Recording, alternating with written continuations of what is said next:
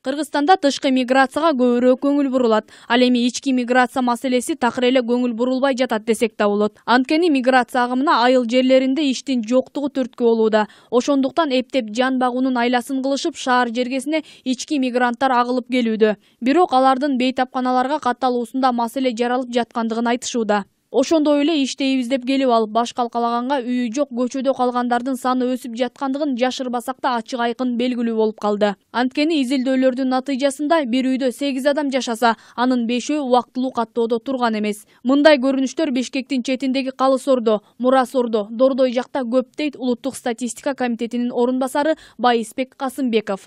Баягы изилдөө жүргүзгөнүбүздө бир эле үйдө 3 киши пропискасы болсо, 5 киши пропискасы жок эле жүргөндөрүн көрүп калабыз да. Мына ошондуктан көзөмөл жүргүзүп, каттоого турганды көзөмөлгө алышыбыз керек. Мына ошондо баары так болот го деп ойлойм. Дордой жакта көп болуш керек. Дордойдо Мурас Ордо, Калыс Ордо, Дордой деген төмөнкү жактарында көп болот деп ойлойбуз. Анткени ал жакта стихийно салынган үйлөр көп абдан. Алар мыйзамдаштырыла элек көпчүлүгү.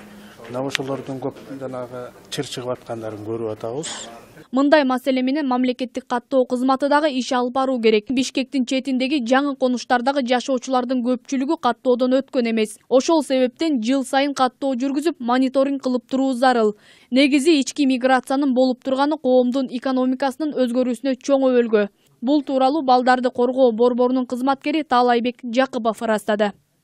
Ички миграциянын болуп турган өзү коомдун экономикасынын өзгөрүүсүнө чоң жардам берет да. Айталык, мына эгерде мамлекеттик структуралар ушул багытта КРЭС, социал экономикалык министрлиги, жаштар жана айыл министрликти атпайбы, эгерде ушулардын баардыгы чогуу ушул боюнча бир саясат иштеп чыкса, айталык, чүйдүн тегерегинде иштетилбей калган жерлери бар деген сыяктуу, ички миграция кылып атканда ошолорду колдонсо болобу? Нарынга же Атбашыга же колдонулбай иштетилбей жаткан Токмоктун өзүндө канча деген бош үйлөр турат азыр. Эгер барсаңар, бош жана мурдакы салынган общежитиялардын баардыгы бош турат. Завод, фабрикаларга деп салынган. Эгерде ошолорду иштетип, анан ошол жерге алып барып, аларды тургузсак, жанагындай бир конфликттик ситуация деген кичине азайтылат эле деген кеп болуп атат да. Ички миграцияга изилдөө жүргүзүп чыккан Руслан Рахимов ички мигранттарды каттоо үчүн жооп берген түзүмдөрдүн арасында документтерди биргейлештирүү жок экенин айтты. Мунун өзү ички мигранттар тууралуу сандык маалыматтын жоктугу мамлекеттик калктык социалдык жактан коргоо жана ишке орноштурууда терс таасирин тийгизүүдө экенин билдирди.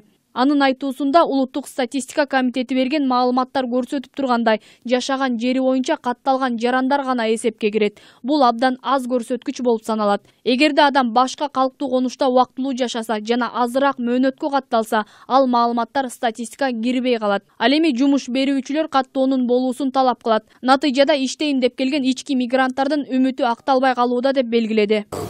Жумушка орношкондо проблема чыгат да, прописканы сурап атышат. Бул биринчи, экинчи маселе бул жер боюнча.